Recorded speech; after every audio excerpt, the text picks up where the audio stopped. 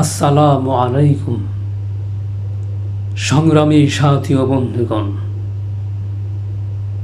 1971 সালে তৎকালীন পশ্চিম পাকিস্তান হায়নাদার গোষ্ঠীরা পূর্ব পাকিস্তানের জাহাঙ্গীরনগর, বর্তমান ঢাকায় গণহত্যায় লিপ্ত হয়।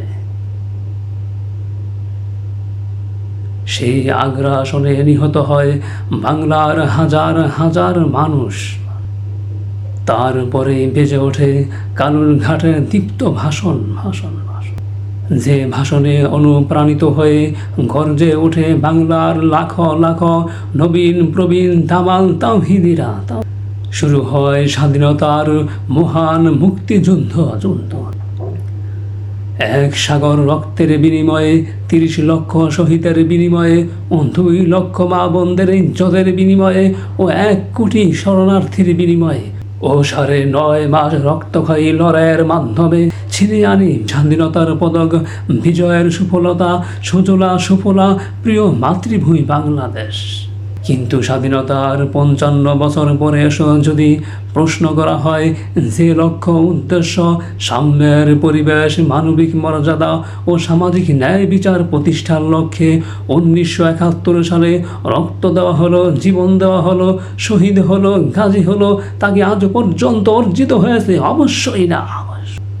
তাহলে বোঝা গেল বছরে 2-1 দিন মাথায় লাল পট্টি বাঁধলে আর মুখে সোনার বাংলা গান গাইলেই দেশের স্বাধীনতা সুরক্ষিত হয় না। মহান স্বাধীনতা সুরক্ষার জন্য দরকার অসীম ত্যাগ ও ভালোবাসা।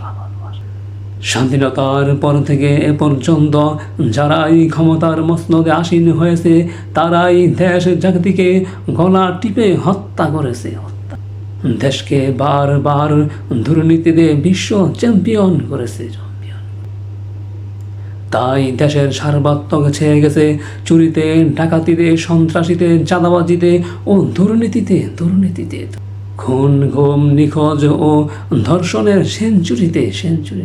নতুন বাংলা, সবুজ বাংলা, সোনার বাংলা ও ডিজিটাল বাংলার অজুহাতে দেশ জাতিকে ধ্বংসের ধার প্রান্তে নিয়ে গিয়েছে। দেশ জাতির বৃহত্তম স্বার্থে স্বাধীনতার মহান মুক্তিযুদ্ধ এখনো অব্যাহত আছে। 1971 সালে যে মহান মুক্তিযুদ্ধ হয়েছে তা ছিল স্বাধীনতা অর্জনের যুদ্ধ। আর এখনকার যুদ্ধ হচ্ছে স্বাধীনতা সুরক্ষার যুদ্ধ। তাই দেশ জাতির বৃহত্তম স্বার্থে সকল প্রকার কায়েমি, আধিপত্যবাদী, দখলদার গোষ্ঠী, আগ্রাসী গোষ্ঠী ও সাম্রাজ্যবাদী গোষ্ঠীর প্রতিবাদে আরেকটিবার জীবন দিতে হবে, রক্ত দিতে হবে, শহীদ হতে হবে, গাজী হতে হবে। তবুও সুমহান স্বাধীনতা সুরক্ষিত রাখতেই হবে। সঙ্গে থাকুন। আল্লাহ হাফেজ।